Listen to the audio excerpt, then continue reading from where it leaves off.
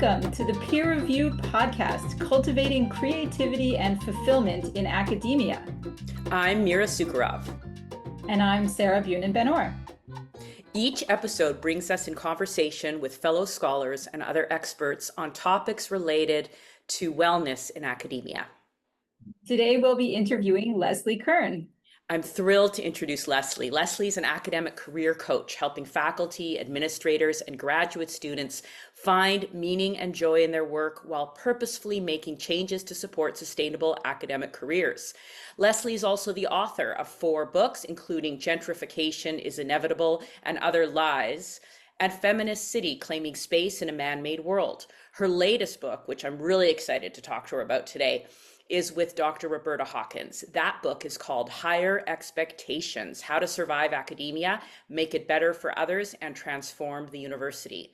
Until 2024, Leslie Kern was an associate professor of geography and environment and feminist and gender studies at Mount Allison University, and she currently lives in Cambridge, Ontario, with her partner and 2 cats. Welcome, Leslie. Thank you for having me. Thank you. Both of us are really excited to talk to you today at sort of 2 levels. One is in your experience as a fellow scholar, and also especially with your experience as a coach. And I think listeners will be excited to learn, if they haven't already explored academic coaching as clients, how academic coaching works, what you've learned about the academy from your clients. So let me just start by asking you, what challenges have you faced in your career? And maybe you can put that in conversation with the major focus of your scholarship and teaching and service over the years. Sure. Reflecting on my time at Mount Allison, which for those who don't know is a small liberal arts style undergraduate institution on the East Coast of Canada, I think one of the main challenges, which I'm sure many people can relate to, is finding that balance between research, teaching, and service at a small institution. One of the, upsides is that there is lots of collegial governance. One of the downsides of that is that there's really heavy service load that comes with it, and a real sense of wanting to, contribute to the community, to make it a better place for your students, colleagues, and the wider community at large, and feeling that pull to always do more, show up in more places, do the most for your students, have an open door, always be on campus. I found that rewarding on the one hand, but also very challenging with a high teaching load. And then, of course, the expectation that you are also producing high caliber research. I would say as well, and this kind of speaks to my current situation, is that I'm not from the East Coast of Canada. I moved there for that job. I didn't know anybody. None of my family lives there. None of my old friends live there. And so that sense of kind of being uprooted and having to start all over again, I think is very common in academic careers and does lead to a lot of struggles for people, because not only are you trying to build a career, but you're trying to build a life as well, often in a completely new and different environment. And, after 15 years there, I decided it was time to come back to my home province of Ontario to, rekindle those important connections. Mm-hmm. Thanks for sharing that. Now, tell us a bit about your coaching. What got you interested in coaching, and what do you try to help scholars with? Sure.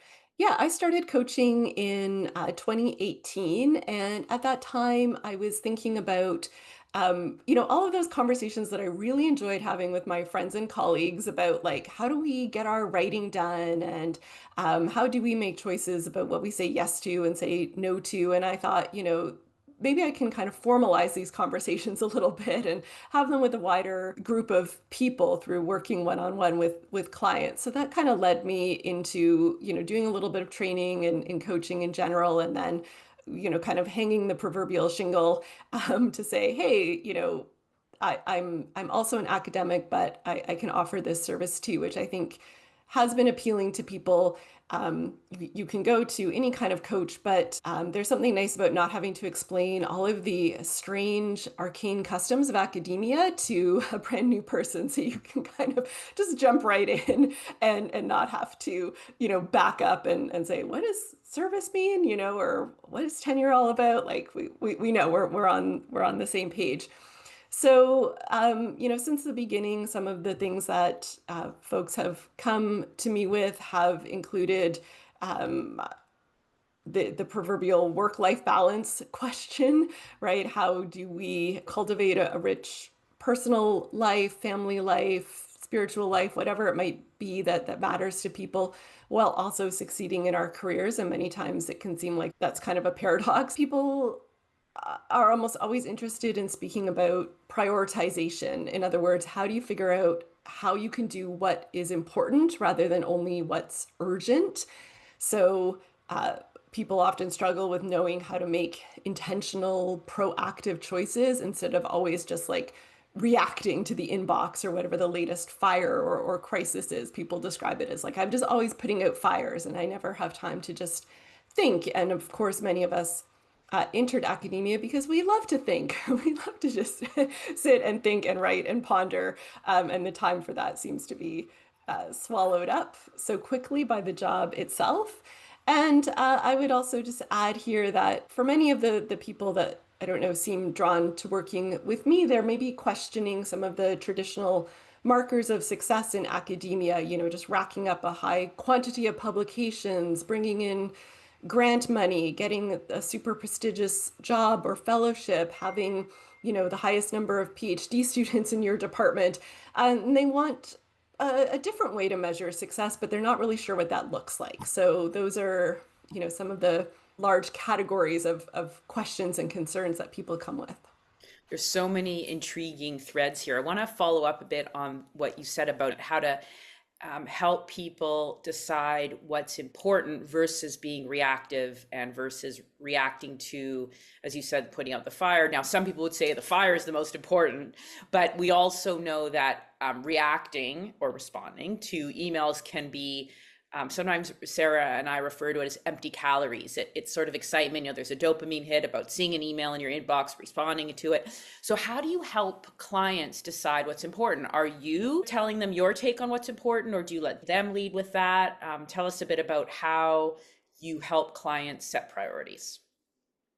Yeah, I think it's about helping them kind of zoom out and see the bigger picture because when we are, in the midst of that inbox firestorm, as it feels like, you can't see the forest for the trees, right? You're just responding to what's there and you haven't taken a moment to like step back and go, okay, what is actually going on here? And you're right, sometimes there is the odd fire, but we have to put into perspective that we're academics. There's rarely a true emergency. There's very rarely a life and death or bodily harm kind of situation occurring. And that most of the time, if there was something that important, it wouldn't come in an email, right? So having that moment or having somebody else kind of reflect for you through coaching, yes, things can seem urgent, but in the big picture of things, is it this kind of false urgency that gets created in part because of the rapid back and forth that can happen in email, or the expectations that sometimes students and colleagues may have that, you're going to get a response within a few minutes from someone, and it creates like a sense of panic and anxiety, but it's not really connected to the actual content or need that is coming through in that email. And so the practical strategy might be things like just setting specific times during the day to check and respond to email rather than having it open all the time, not using your email as a to-do list, but actually separating that out so it's not just open all the time to remind you of what you have to do. And of course, limiting the amount that you check email in evenings and weekends so that you can wean yourself off of that dopamine, as you said, and not kind of always be like, oh, let me just clear this up. And then once you might get a handle on some of those like day-to-day distractions, then it's that question of like, what really matters to you? What are your career priorities right now? Maybe it's developing a new course, maybe it's a book that you're starting, maybe you're gearing up for tenure and you need to get your materials and your publications in order, whatever that is, and kind of reminding that ultimately those are the things that really have to get done and that make or break a career in a way that responding to an email in an hour or less will never do. Yeah, I love that thing about the email. That has been really central to my getting everything under control. And so for me, just keeping my email to a few hours in the afternoon has been really important. Also, another part of that is the notifications. I think when people have notifications that are constantly buzzing every time they get an email, that fosters that sense of anxiety. Yeah, 100%. I mean, towards the later years, my time at Mount Allison, I got myself down to just checking email like maybe once a day when I was not teaching, and maybe twice a day while I was teaching. And I felt like a bit of a monster, honestly, because it just was so contrary to expectations that, you would have these like long, it's all relative, right? But a few hours of delay or maybe an even overnight before I would reply or take part in a conversation. But it was, yeah, ultimately so good for my mental health. And I found that over time, I would have to write in my day planner, check email, because otherwise I would kind of forget about it because it wasn't open on my computer. It wasn't in my face. I wasn't getting notifications. And that created so much mental space and freedom. Totally. That's exactly how I felt. Now, Leslie mentioned something else very intriguing, and that is the question of prestige. Tell me a little bit about this idea of chasing prestige, and are you trying to disabuse your clients of that as a value? Are you trying to just take it for what it is and work with it if the clients want that? Tell us a little bit about prestige and how you view it in academia. Sure. First of all, yeah, I don't try to, talk my clients into or out of anything. I very much listen to, what their goals and priorities are. And for some people, it might be, I really want this next big grant. I really want to leave my current position and find a, better paying, more prestigious one. And whatever those goals are, we can work towards them. But often people come to me and they're finding it problematic on a couple of levels. One, they feel it's impossible to actually produce or to work at the rate that seems necessary in order to hit some of those prestige related goals or to get some of those accolades. They just don't know where the time is, or maybe they have other family priorities or things that just are not compatible with working 80 hours a week at their job.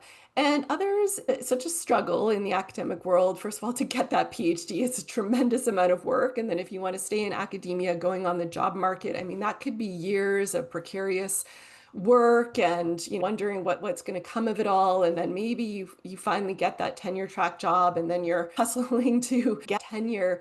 And so you're working towards all of these external milestones and getting as much of the top publications or grants or awards as you can to get there. And then at the end of it all, you're like, oh, what was that really what I wanted to do? Is that the most meaningful part of this for me? Maybe I got into this because I really care about certain questions, certain challenges facing humanity or intellectual questions that deeply interest me, or I love teaching. And some of that can get lost along the way in that hustle. And so sometimes people are kind of looking to redefine what success means to them, and it may not be those traditional markers of success that we associate with academia. So it definitely varies from client to client, but I'm really interested in helping people figure out what does a successful career look like to them. And it doesn't have to be what it looks like for the person in the office next to you or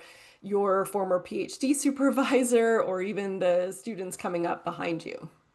So tell us a bit more about how you help clients identify their values and priorities and what is meaningful to them. I mean, that's something that I struggle with, I think, a lot is I don't sometimes even know what I want. Yes, and in part the constant sort of distractions and busyness and busy work of our careers can prevent us from having the time to really sit and reflect on that. So coaching can be a great space because you literally like set aside time to have those conversations and to reflect on those things and to have somebody ask you those questions and actually listen to the answer instead of, what are you working on now, right? Or are you going to that conference? Or, oh, did you apply for this grant, right? It's a very different kind of conversation.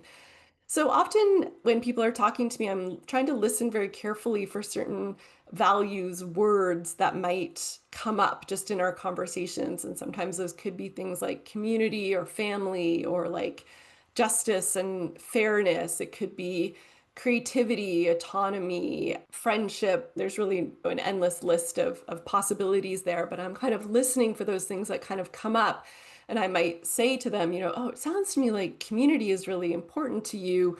How satisfied are you feeling with that, aspect of your life or how it's showing up in your career? And from there, we might start to figure out, okay, if this is something that's important to me, but has been kind of on the back burner or feeling really starved of attention, how could I start to bring some of that back into my life in a way that, feels satisfying and meaningful to me? Oftentimes, what I find is that the struggles that people might be showing up with have to do with values, and that they might feel like in their current role or with the demands that maybe their department or their institution is placing on them, that they're not able to live out their values, or that their values on the extreme end might even clash strongly with the institution. I think we've all had that experience to some extent. We feel like, oh, our university says they really like care about student mental health, but then they, impose draconian deadlines on the students or something. And so sometimes figuring out like where are those tensions and how serious are they? Are they actually really destroying your will to do this job, or are there some ways in which you can still promote those values within the whatever, sphere that you have some control over in your job? Do you ever find your clients having conflicting values? You mentioned the values of theirs that conflict with those of the university, perhaps, but what if they have two conflicting values and are having trouble balancing them?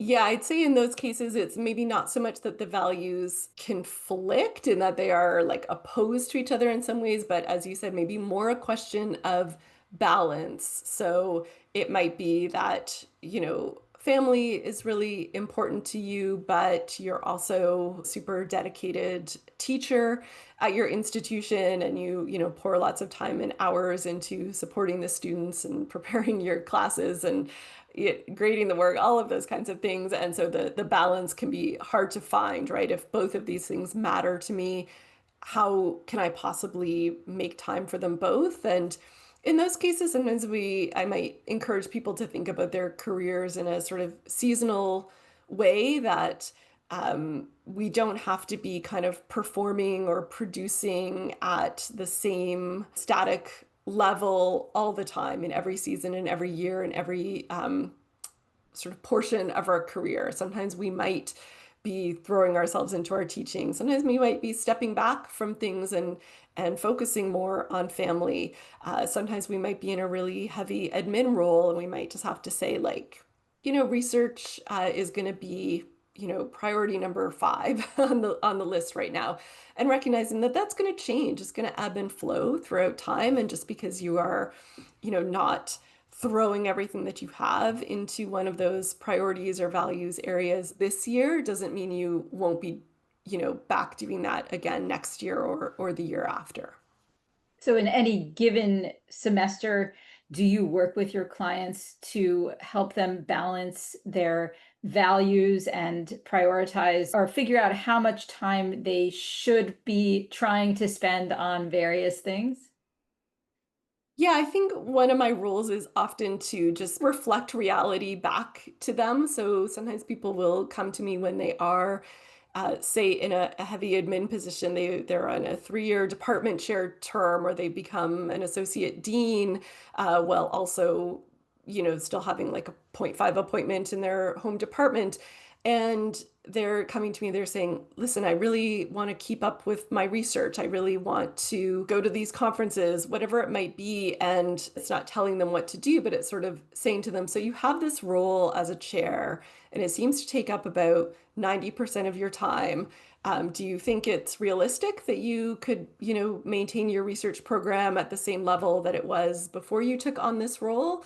Oh, and you also have like kids under 10 at home. How are you finding time for all of these things? And sometimes just having, an outside voice, someone who is usually, not in their field or at their institution or part of their circle of colleagues and friends, asking them like, does this seem reasonable to you? And often people will go, oh, maybe I'm really pushing for something that is just not possible in this moment. And again, reminding them it's just this moment. It doesn't mean you're not a writer anymore. It doesn't mean you're not a stellar teacher. It's just in this moment, like you can't be all of these things, and that's okay. I feel like kind of complaining about something right now because at first I was thinking that is so amazing. I still think your insights and advice are amazing. And now I'm feeling frustrated because, and I don't know if this is typical, but at my university, we have to submit our record of activities yearly to determine whether we get what they call a career development increase, a few $1,000.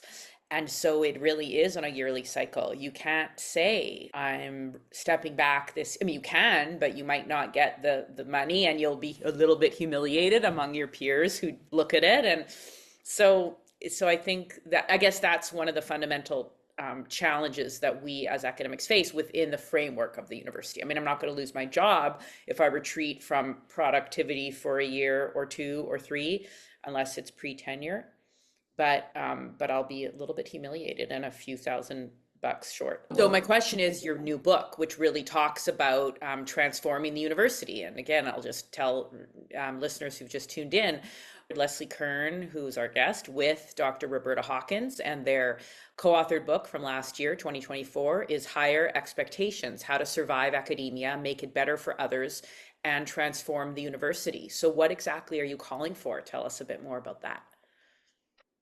We are kind of positioning this book as in between the genre of academic advice books that are all like, okay, here's how you write an article, here's how you keep your job, here's how you get tenure, here's how you do X, Y, and Z, right? So just very practical advice, and the kind of academic book that's like, academia is a corporate neoliberal institution and we should burn it all down, which, we often agree with those critiques, but at the end of the day, you might be like, okay, but I gotta go teach my class now. Like, what do I take from this? So we try to position it in between as kind of having that practical advice, but recognizing that there is a context, right? And that context and how it impacts people is also going to differ based on your positionality, your gender, your racial background, class background, whether you're an international scholar, your sexuality, your ability, all of these kinds of things also shape your experience of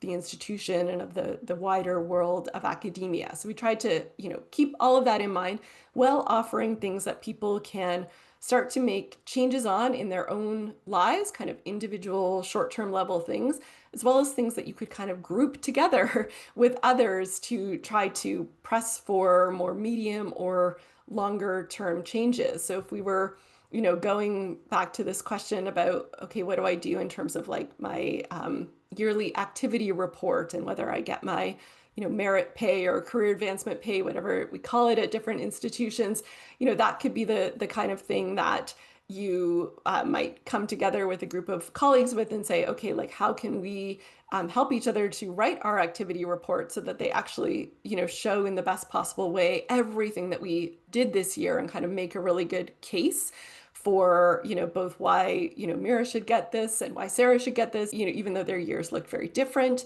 And then maybe at a wider level, we would say, well, why do we need this merit pay at all? Shouldn't everybody just get a step increase every year automatically?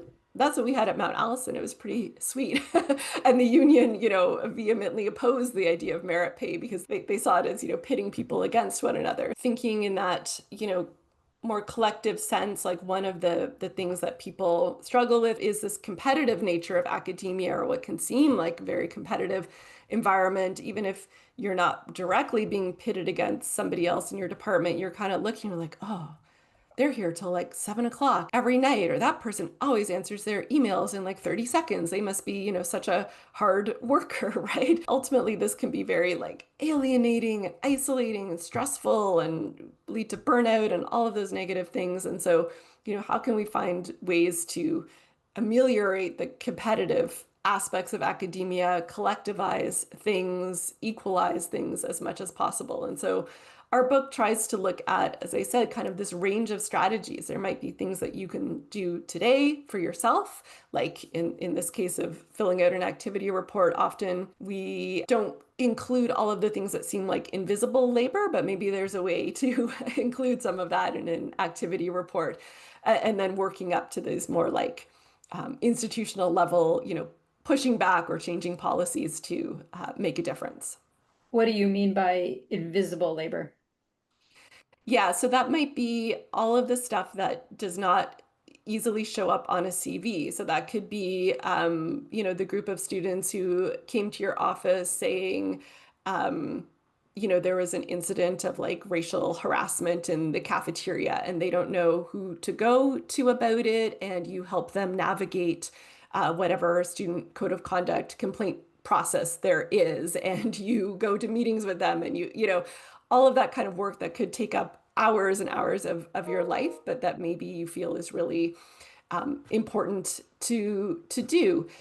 It could be invisible labor, could also be things like offering some informal mentorship to a junior colleague who's like has questions from everything from how to use the photocopier to, how can I ask for new resources in my lab or whatever. And all of those things are very difficult to, first of all, quantify, and secondly, to report on. But sometimes there's ways to do it. So you could say, supported the university's anti-racism initiative by mentoring students in X, Y, and Z, right? So you might be able to make that work visible. And I don't mean this in like a padding your CV kind of way, but in those activity reports or when you're having these discussions with your department chair, just being like really clear about, this is the work that I've done and here's why it should matter to you because it's supposed to matter to this institution.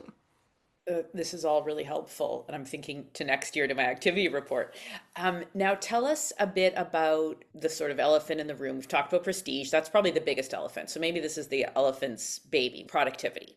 What's Mhm. your take on productivity? Do you think we should eliminate the word with different words? Do you think we should focus on it? Yeah, great question. No, I think you're right that I think it's also an elephant. It's an equal elephant. The elephant's loving partner. Yeah, I would say that in terms like from a coaching perspective, that is probably one of the concerns that people come to me with. And as I said, it's not always, oh, I want to be more productive. It might be like, how can I, survive in my career or feel okay with the level of productivity that I feel is sustainable for me. So no, I don't want to do away with the word. Recognize that, it is kind of part of what we do. But I think we can maybe recast how we think about it, that we don't have to turn ourselves into these kind of like neoliberal worker drones who are just, foot soldiers of the institution in a way and carrying out their goals. But productivity for us might mean different kinds of things and might result in different sorts of maybe outputs from our research. So you might feel it's a more productive use of your time to set up like a big community workshop and meeting with people that you do research with rather than to publish an academic article. Now, you might also need to do that. I think in terms of like the practical side of productivity, going back to what we talked about earlier with some of those maybe time wasting or, as you said, the empty calories of checking and responding to email really quickly, like trying to do a little bit of a self audit, right, on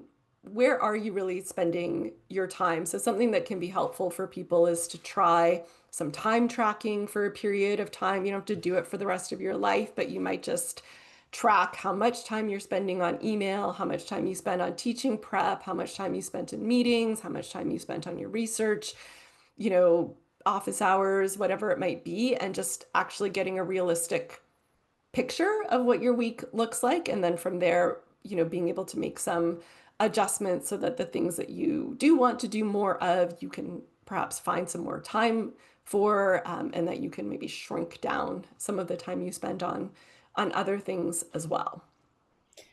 Sarah and Leslie are the most honest academics in this room. I've seen Sarah's self audit, her weekly and daily self time tracker, which is, again, it's not what she aspires to do, it's what she actually does. And that, right, Sarah, you use it to self assess and I assume change. I mean, that would just terrify me. I don't want to know what I do and don't do. I don't want to know, close my eyes, close my ears. No, I totally track it. And Leslie, it's interesting you said you don't have to do it for the rest of your life.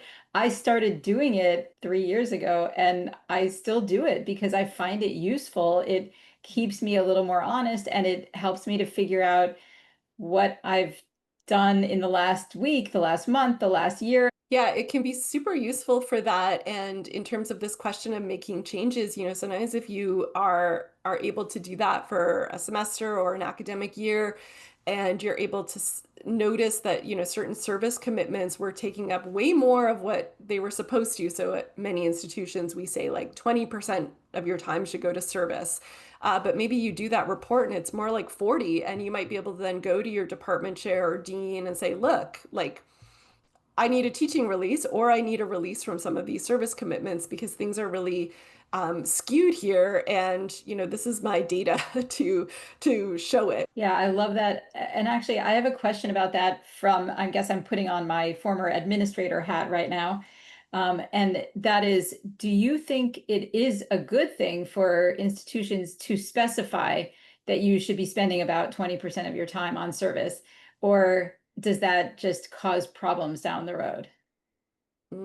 That is actually a good question. I don't think I thought of it directly, but on the one hand, I think it can be useful for reminding people to not let service balloon into too many things, not say yes to, every committee that comes asking, and to, you know, keep some kind of lid on the time that you spend there. On the other hand, I think for many people, they, like Mira said, they're kind of afraid to know, right? How much time they're spending on certain things because they know in their heart that it is more than that 20%. And then they might feel guilty that's taken away usually from research because teaching is often kind of fixed in terms of how much time you have to spend on it.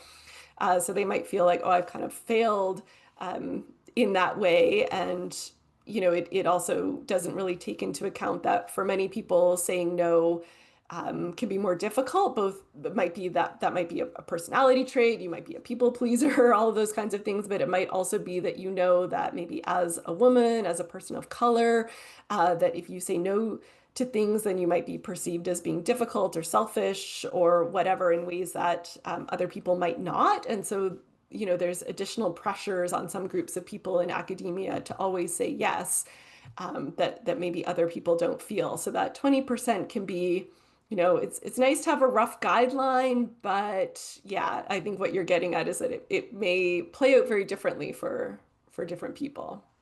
Right, especially in a small institution, there isn't as much person power to go around. So everyone is tapped multiple times.